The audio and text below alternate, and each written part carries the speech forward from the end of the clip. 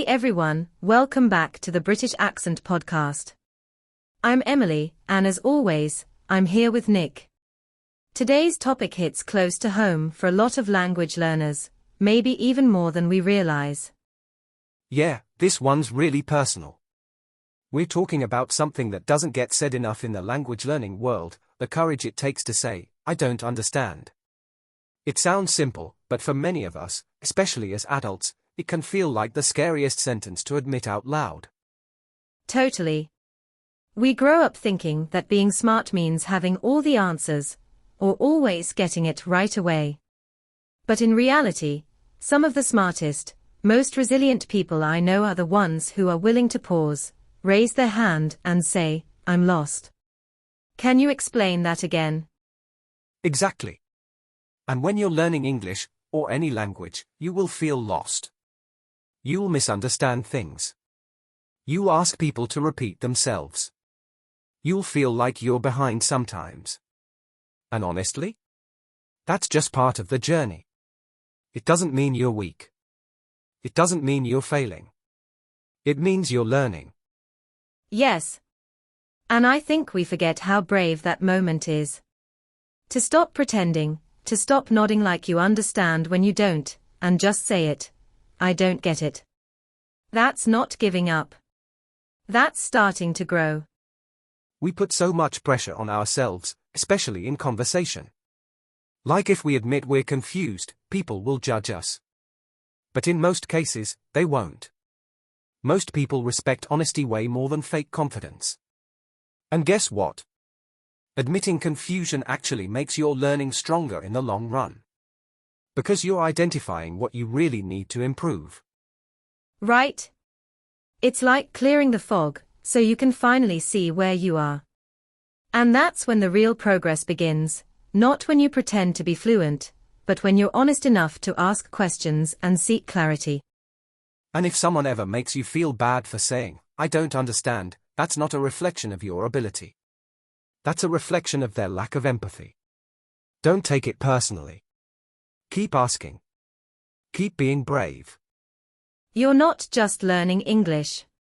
You're learning how to advocate for yourself. You're learning how to stand in discomfort and still move forward. That's powerful. That's growth. It really is. And the truth is, every fluent speaker you admire has had those I don't understand moments. Every single one. We just don't see them because those parts often happen in private, quietly, during lessons, or in conversations where they felt safe enough to be vulnerable. What you're going through isn't unique, it's universal. It's just that not enough people talk about it openly. Exactly. And when you say, I don't understand, you're not breaking something, you're building something. You're building your awareness. You're building your confidence, piece by piece. You're building a version of yourself that's not afraid to face confusion and push through it.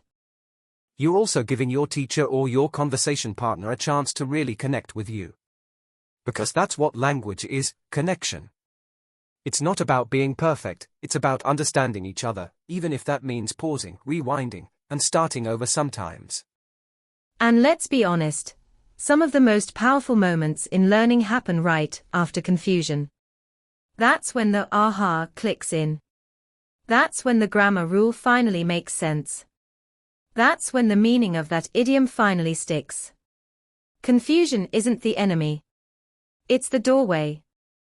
So if you've been beating yourself up for not understanding something, whether it's a podcast, a movie, a conversation, a lesson, take a breath. You're not behind. You're on the path. You're in the exact moment where growth is about to happen. And you're strong enough to admit it. And it's actually pretty courageous when you think about it. Saying, I don't understand in the middle of a conversation takes guts. It means you're choosing growth over pretending. You're choosing truth over performance. And that is real strength. Yeah, it's one of the hardest things to say when you're trying so hard to appear competent. But ironically, it's also one of the most powerful things you can say. Because the moment you admit you don't get it, that's the moment someone can help you. That's when learning truly begins. And it's also how you start building emotional safety in your language learning. If you always feel like you have to pretend you understand, you're not really present. But when you say, "Hold on, can you explain that?" you're giving yourself permission to learn in real time. That's so powerful. You know, a lot of the emotional exhaustion people feel from learning English isn't actually about the language itself, it's about the pressure to hide their confusion. To act like they understand when they don't. That pressure builds up over time and makes people want to give up. But what if we normalized saying, "I don't get it," instead? We'd probably see more people sticking with it. More people enjoying the process. Because they wouldn't be carrying the shame of pretending. They'd just be learners. Honest, brave learners who are doing something really hard and choosing to keep going anyway. Exactly. And honestly, think about the kind of environment that creates, when one person is willing to say, "I don't understand," it opens the door for everyone else to be more real too. It's like suddenly, learning becomes a group experience instead of a private struggle. Totally. It breaks down that silent pressure where everyone is nodding, but no one really knows what's going on. Like in a classroom or even in a work meeting, someone finally asks the question out loud, and you hear this collective sigh of relief like, "Okay, I wasn't the only one." And there's something beautiful in that shared vulnerability, right? That's what actually builds connection, when we're willing to admit that we don't know everything. That's not weakness. That's being present. That's how we learn, how we grow, how we build trust. Yeah.